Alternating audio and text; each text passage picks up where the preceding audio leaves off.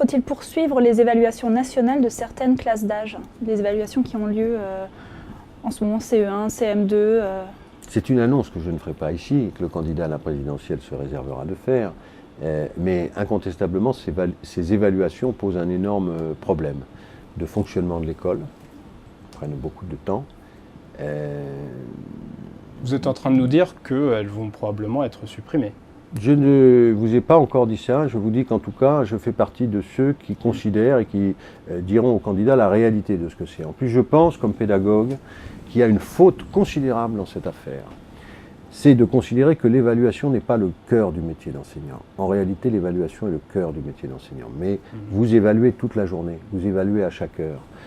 Et donc vous remédiez à chaque heure. Un enfant, à un moment, peut être plus attentif, peut supporter qu'on le bouscule un peu plus, qu'on lui en demande davantage. À un autre moment, il faut le conforter, on le voit, on le sent. Et si vous avez souvenir des maîtres ou des professeurs qui ont été utiles à votre développement, vous vous souviendrez de gens qui, comme ça, avaient cette attention-là. Attention qui peut être par moments exigeante et par moments réconfortante. Là, c'est vraiment des espèces d'immenses évaluations faites de façon mécanique, avec des livrets, etc. Ça veut dire que ça stigmatise ce type d'évaluation, selon vous? Je ne sais pas si ça stigmatise, ça angoisse tout le monde, ça ne donne pas vraiment de bons résultats, ça monopolise. Vous avez vu les caricatures qu'on a maintenant, c'est-à-dire qu'il y a des gens qui maintenant les font justement sur Internet et s'entraînent avant, surtout dans les familles défavorisées, pour que leurs enfants ne soient pas justement mis... Bon, c'est assez triste, c'est une conception de l'école. Il y en a une actuellement en CE1, une autre en CM2, vous me dites si je me trompe, et une en expérimentation en 5e, c'est ça? Est-ce que ça ne permet pas tout de même de prendre du recul au niveau national pour avoir justement une vision d'ensemble du niveau des élèves dont on parlait tout à l'heure?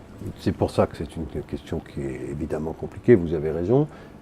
Mais on a déjà, on évoquait PISA, le Haut Conseil, on a des mécanismes pour évaluer.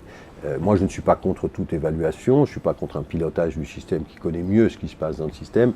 Là, ça a pris des proportions qui sont considérables. D'ailleurs, c'est un discours idéologique. Luc Chatel ne cesse d'avoir ce mot d'évaluation à la bouche. Et parfois, ça m'amuse un peu parce que vous savez, le grand principe républicain de l'école, c'était l'exemplarité.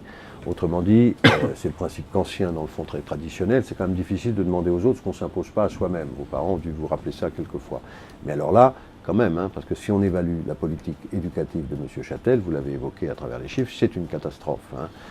Et je crois que ces évaluations n'ont pas contribué dans leur systématicité, dans leur agressivité, à améliorer les choses.